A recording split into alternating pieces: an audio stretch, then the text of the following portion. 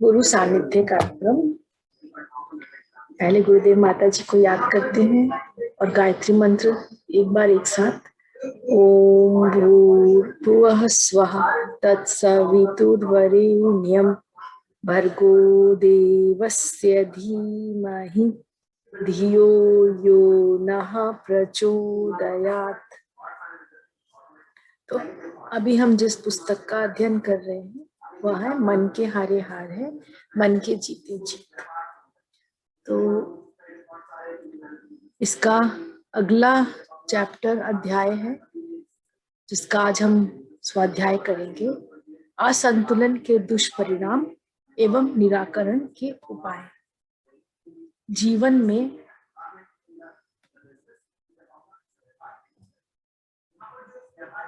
में प्रायः रोज ही एक तरह की घटनाएं घटित होती हैं, जिनमें से कुछ के कारण प्रफुल्लता और आह्लाद फूट पड़ने लगता है तथा कुछ को देखकर शोभ होने लगता है। जो घटनाएं स्वयं से संबंध रखती हैं उसमें से कई घटनाओं के कारण खेद, शोभ, क्रोध, उत्तेजना, दुख, विषाद और रोष जैसे भाव उत्पन्न होने लगते हैं। इन भावनाओं को जिनके कारण शरीर तंत्र उत्तेजित हो उठता है संवेग कहते हैं और इनकी प्रतिक्रिया का केंद्र मस्तिष्क होता है। मस्तिष्क चूंकि सारे शरीर का नियंत्रण करता और संचालक है, अतः वहां होने वाले परिवर्तनों का प्रभाव भी निश्चित रूप से शरीर पर पड़ता है। इन मानसिक संवेगों का शरीर पर क्या प्रभाव पड़ता है? मनोवैज्ञानिकों के लिए यह सदा ही अनुसंधान का विषय रहा है और इस दिशा में जो खोजें की गई हैं उनमें विभिन्न शारीरिक समस्याओं को सुलझाने में भी सहायता मिली। संवेदना और भावनाओं में आने वाली उत्तेजना के परिणाम स्वरूप उत्पन्न होने वाले तनाव में पिट्यूटरी तथा एड्रिनल ग्रंथियों द्वारा सोमैटोट्रॉफिक हार्मोन तथा डेसोकॉर्टिकोस्टेरॉन नामक हार्मोन उत्सर्जित होते हैं। फलतः तनाव के कारण सरदर्द, उच्च रक्तचाप, रूमेटिक आर्थराइटिस, गैस्ट्रिक अल्सर, हृदय रोग तथा अन्य कितने ही विकार रोग उत्पन्न होते हैं। क्रोध, घृणा, कुंठा अथवा निराशा के रूप में मानसिक तनाव या दबाव के कारण न केवल भोजन देर से पचता है वरन उससे पेट की अन्य गड़बड़ियां भी उत्पन्न होती हैं। यहाँ तक कि अल्सर भी और आदमी में वृद्धावस्था के लक्षण होने लगते हैं।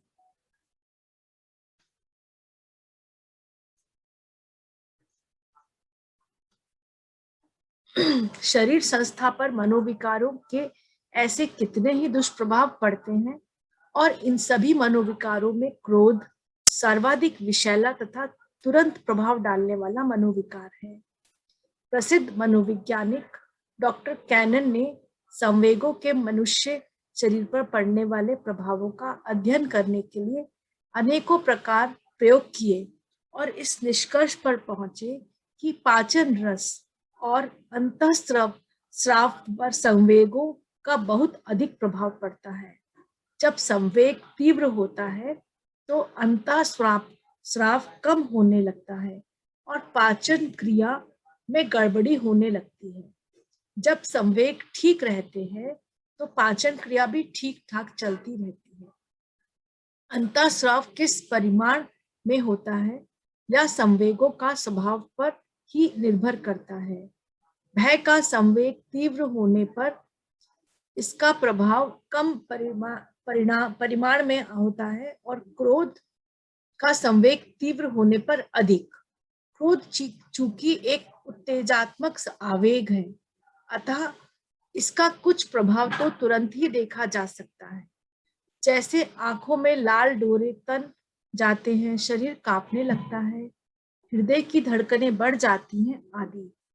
क्रोध के कारण होने वाली शारीरिक शक्ति ह्रास हो जाने के लिए डॉक्टर अरोल और डॉक्टर केनन ने अनेक परीक्षण किए और इस परिणाम पर पहुंचे कि क्रोध के कारण उत्पन्न होने वाली विषाक्त शर्करा पाचन शक्ति के लिए सबसे खतरनाक है। यह रक्त को विकृत कर शरीर में पीलापन, नसों में तनाव, कटिशूल आदि पैदा कर देता है। क्रोधाधिभूत माँ का दूध पिलाने पर बच्चे के पेट में मरोड़ होने लगते हैं और हमेशा चिड़चिड़ा रहने वाली माँ का दूध कभी कभी तो इतना विषाक्त हो जाता है कि बच्चे को जीर्ण रोग तक हो जाते हैं। क्रोध से शारीरिक शक्ति का ह्रास होता है तो मानसिक शक्ति भी क्षरित होती है। अमेरिका के प्रसिद्ध मनोचिकित्सक डॉक्टर जे एस्टर ने क्रोध के कारण होने वाली मानसिक शक्ति के ह्रास के संबंध में कहा है, 15 मिनट क्रोध के रहने से मनुष्य की जितनी शक्ति नष्ट होती है उससे यह साधारण अवस्था में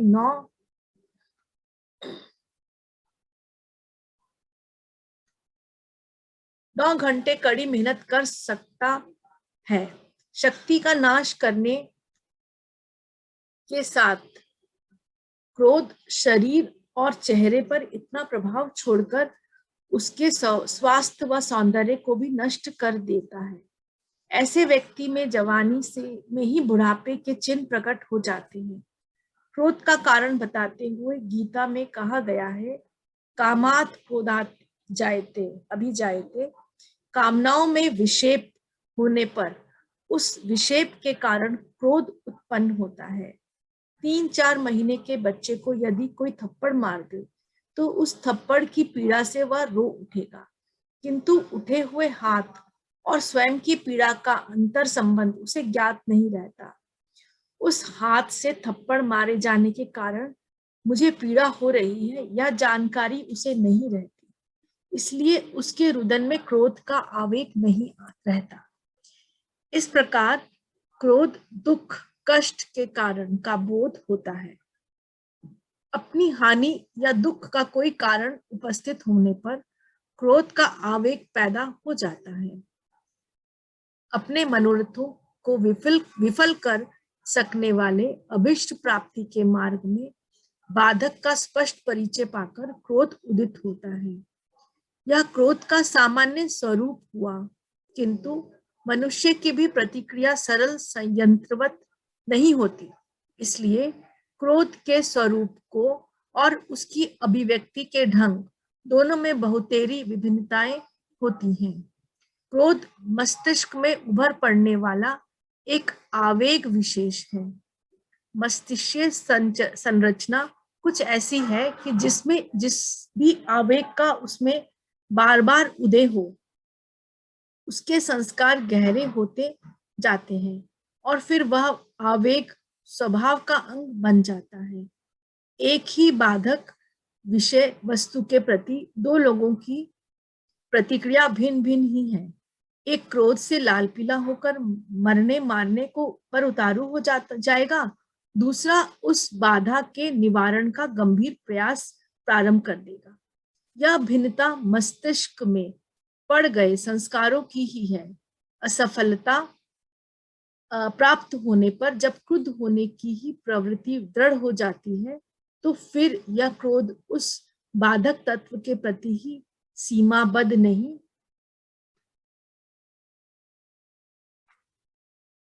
रहता, अपितु संपर्क में आने वाले लोगों से अकारण क्रुद्ध व्यवहार का प्रेरक बन बैठता है। मन की जटिलताएं भी मनुष्य के क्रोधी स्वभाव का कारण होती हैं। मनुष्य अपने मानसिक जटिलताओं में उद्विग्न रहा करता है और यह उद्वेग जिस पर क्रोध बनकर बरस पड़ता है। इस प्रकार मोटे तौर पर क्रोध के 3 वर्ग गिनाए जा सकते हैं। कामना पूर्ति में अवरोध बाधक विषय के प्रति क्रोध जो बाधक को हानि पहुंचाने की भावना से जुटा रहता है। दूसरा कारण है असफलता से क्रोध, मनस्थिति में संपर्क में आए अन्य व्यक्तियों पर कारणवश या अकारण ही व्यक्त होने वाला क्रोध। तीसरा है लंबे अभ्यास से व्यसन सा बन चुका क्रोध, जो स्वभाव का स्थायी अंग बन जाता है। पहले प्रकार का क्रोध लोक व्यवहार में सर्वाधिक स्वाभाविक माना जाता है। सामाजिक जीवन में उसे एक तरह की स्वीकृति प्राप्त है, किंतु क्रोध का विचार मात्र नहीं है, वह एक भाव आवेग है। उसका संपूर्ण शरीर संस्थान और मन संस्थान पर प्रभाव पड़ता है। प्रथम तो बाधक को हानि पहुंचाने की जो भावना है, वह भी परिणाम में उस अपने पक्ष में कभी कभार ही जा पाती है। संभव है जिसे हानि पहुंचाने का प्रयास किया जा रहा है, वही कल भिन्न अवसर पर अपने लिए उपयोगी सिद्ध हो। हमारी कामना पूर्ति में यह बाधक बनता दिख रहा है, किंतु कल को वही कामना हमें महत्वहीन लग सकती है और किसी अधिक महत्वपूर्ण कामना में आज का बाधक सहायक के रूप में सामने आ सकता है। इससे भी बड़ी बात यह है कि क्रोध में दुख या हानि के कारण को नष्ट कर देने की या क्षतिग्रस्त कर देने की भावना इतनी तेजी से उमड़ती है कि अपनी भूल या दोष की ओर तो ध्यान ही नहीं जाता। जो करने जा रहे हैं उसके परिणाम का भी विचार नहीं आ पाता। ऐसी स्थिति में कई बार पूर्व में हो गई हानि के साथ ही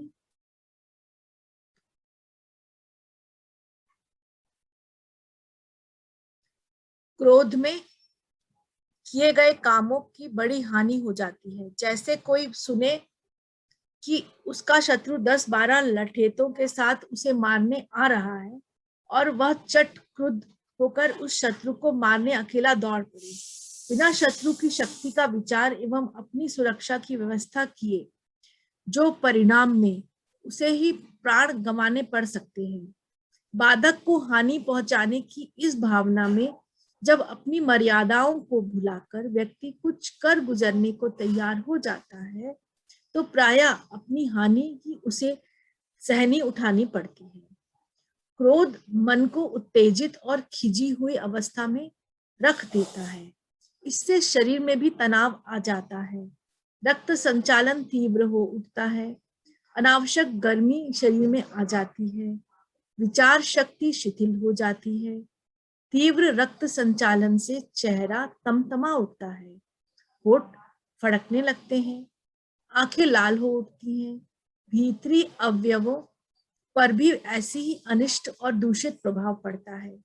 हृदय स्पंदन तेज हो जाता है, आंतों का पानी गर्मी से सूखने लगता है, पाचन क्रिया शिथिल पड़ जाती है, रक्त में एक प्रकार का विष उत्पन्न होता है जो जीवनी शक्ति को क्षीण कर देता है। एड्रिनल ग्रंथियों से क्रोध की स्थिति में जो हार्मोन स्रावित होते हैं, वे रक्त के साथ मिलकर जिगर में पहुंचते हैं और वहां जैसे ग्लाइकोजन को शर्करा में बदल देते हैं। यह अतिरिक्त शक्कर शरीर पर विघातक प्रभाव डालती है। इस प्रकार क्रोध से बाधक तत्व की हानि हो या नहीं, अपनी हानि अवश्य होती है। क्रोध के कारण की तो कोई क्षति कभी कभी ही होती है। क्रोधी व्यक्ति की स्वयं की क्षति हर बार होती है। फिर कामनाएं भी बहुरंगी होती हैं। किसी की प्रत्येक कामना की पूर्ति असंभव तो है ही, अनुचित भी है, क्योंकि उनमें से कई दूसरी कामनाओं के विरुद्ध होती हैं। किसी एक की सब कामनाएं पूरी हो जाने का वरदान यदि मिल जाए तो उसमें अनेकों की अनेक कामनाएं विफल होने का शाप भी सम्मिलित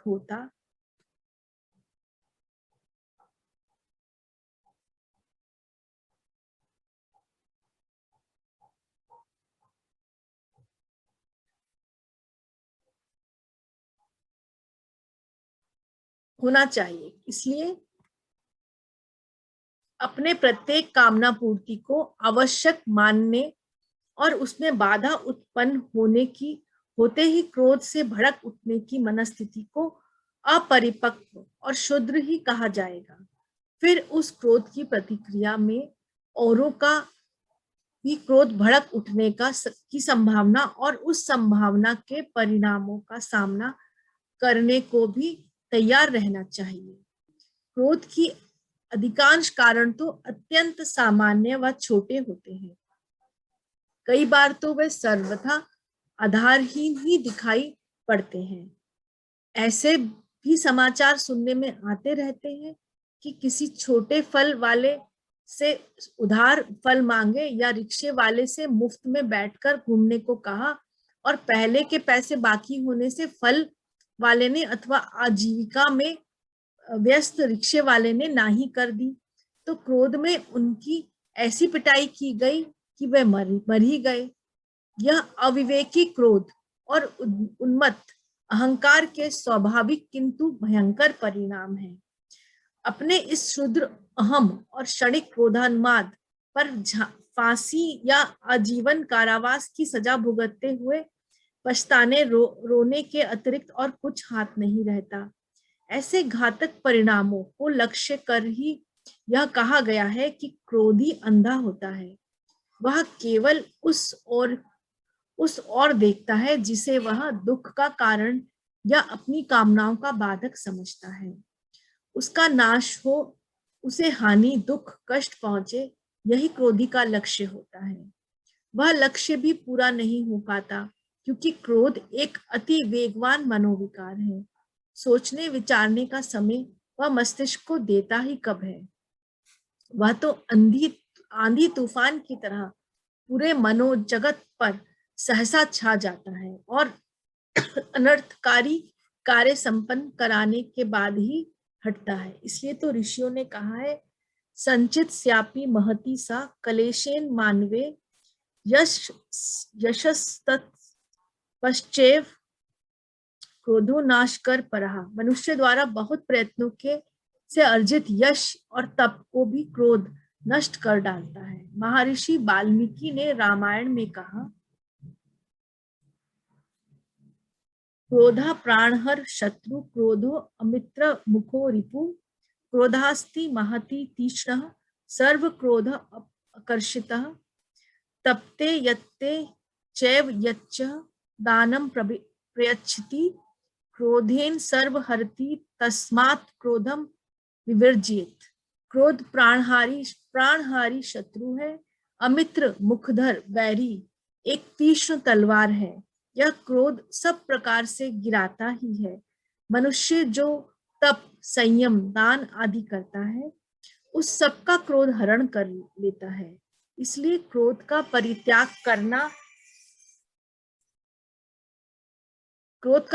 कर देना चाहिए। यह तो बाधक तत्व को हानि पहुंचाने की उत्तेजना उत्पन्न करने वाले मनुष्य के दुष्परिणाम है। जब क्रोध मनस्थिति के संपर्क में आए अन्य व्यक्तियों के प्रति रोषपूर्ण व्यवहार किया जाता है, तब वह तो सर्वदा अनुचित और अन्यायपूर्ण होता है। उसका परिणाम भी अधिक हानिकारक होता है। जिससे यो अकारण अपमानित किया गया है, उसके मन में अपमान का यह शूल निरंतर चुभता रहता है और उसका परिणाम यह हर प्रकार से अशुभ ही होता है। दफ्तर से बिगड़कर आया बाबू पत्नी को पीटकर दाम्पत्य सुख में आग लगाता है। बाहर का क्रोध घर के नौकर पर उतारने वाले शुद्ध नौकर द्वारा छिपकर की जाने वाली चोरी लापरवाही या क्षति को भोगते हैं। क्रुद्ध मनस्थिति में मित्रों परिचितों से दुर्व्यवहार करने वालों को मैत्री सुख और परिचितों की सहानुभूति से वंचित रहना पड़ता है। साथ ही निंदा व तिरस्कार भी सहना पड़ता है। क्रोधी मनुष्य दूसरे के सामर्थ्य शक्तिशाली होने पर जब अपने मंतव्य में सफल नहीं हो पाता तो वह स्वयं अपने ऊपर वैसी ही क्रिया करने लगता है जो वह दूसरे को हानि पहुंचाने के लिए करने की सोच रहा था। अपने सिर फोड़ने लगता है, बाल नोचने लगना अंग भंग और आत्महत्या तक कर बैठना, ऐसी ही मनस्थिति के परिणाम होते हैं।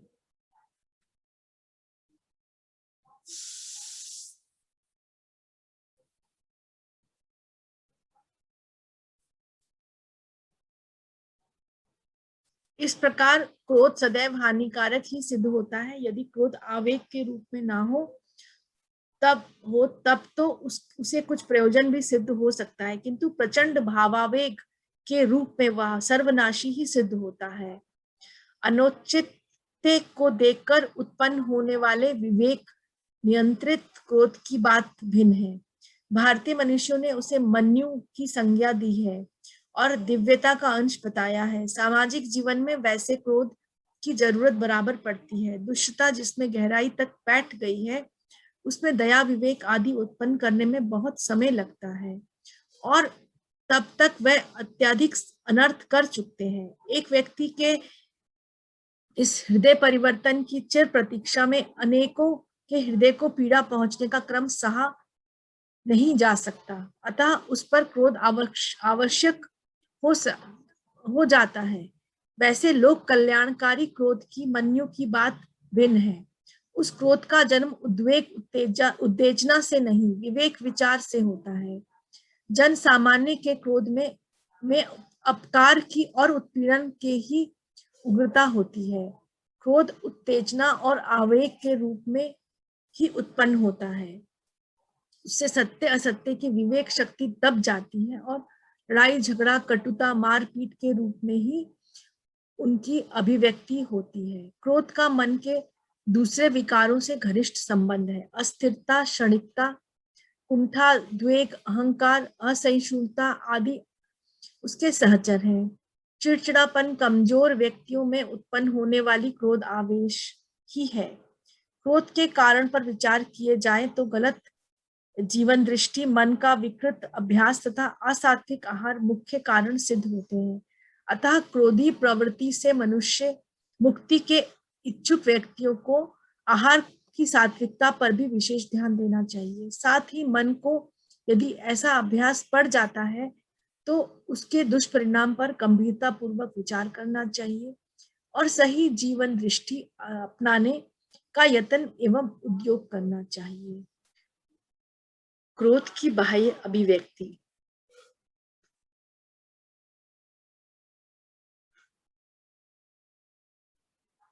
दबाकर मन ही मन लंबे समय तक सुलगते रहना ही बैर है। यह बैर क्रोध से भी भयंकर हानियां उत्पन्न करता है। क्रोध सदैव जल्दबाजी का परिणाम होता है। जब कोई गलत कार्य होता दिखे या कोई हानि हो जाए तो उसके कारण का निश्चय करने में जल्दबाजी ना करें। स्मरण करें कि पहले विचार क्रम में बहुधा कारण खोजने में चूक हो जाती है, अतः अनुचित या हानिप्रद कार्य के घटना स्थल के इधर उधर हट जाए।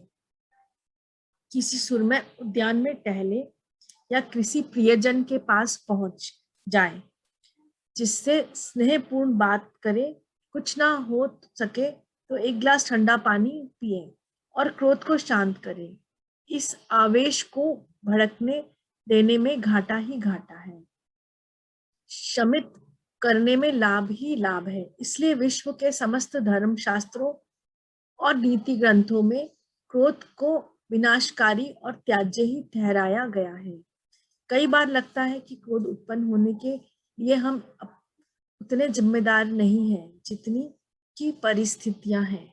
वैसी स्थिति में क्रोध पर नियंत्रण करने और उसके कारण उत्पन्न होने वाले तनाव से अपने आप को बचाए रखने के लिए क्या करना चाहिए, इस तरह की समस्याओं के मनोवैज्ञानिक समाधान सुलझाते हुए अमेरिका के प्रसिद्ध मनोरोग विशेषज्ञ चिकित्सक doctor George Stevens, doctor Vincent Peale ने स्नायविक तनाव दूर करने के उपाय एक पुस्तक लिखी है, लाइफ टेंशन एंड रिलैक्स। इस पुस्तक के प्रथम पृष्ठ पर सिद्धांत रूप में 3 वाक्य लिखे हैं।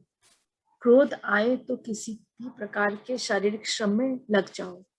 किसी काम का विपरीत परिणाम निकालने निकले तो स्वाध्याय या मनोरंजन में लग जाओ तथा शारीरिक एवं मानसिक स्वास्थ्य के लिए व्यायाम को अनिवार्य समझो।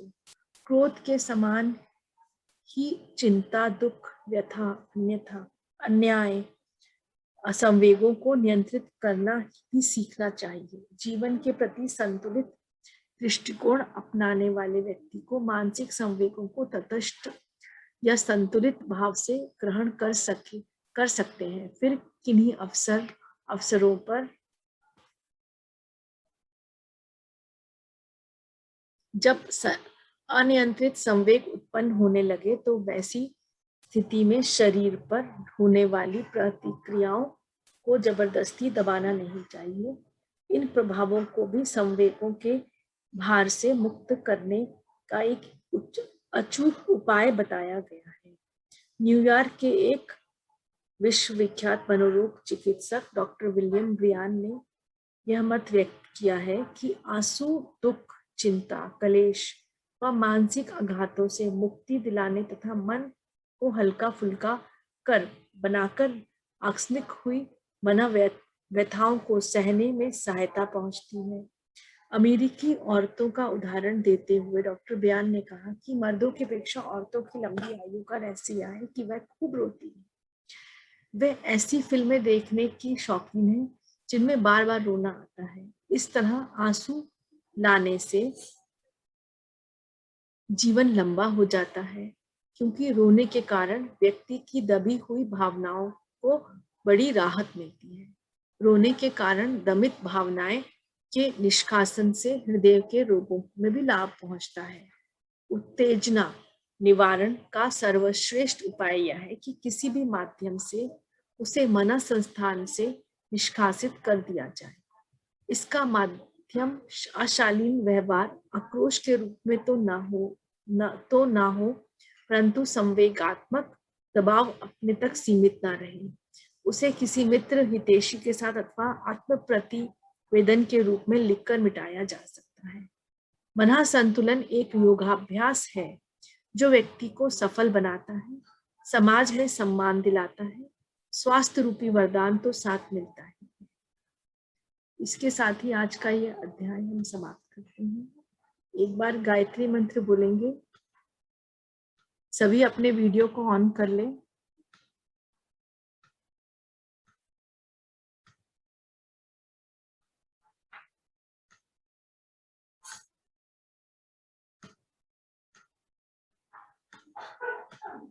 ओम भूर्भुवः स्वः तत्सवितुर्वरेण्यं भर्गो देवस्य धीमहि धियो यो नः प्रचोदयात्। आज की हम ये स्वाध्याय कार्यक्रम यहीं पे समाप्त करते हैं।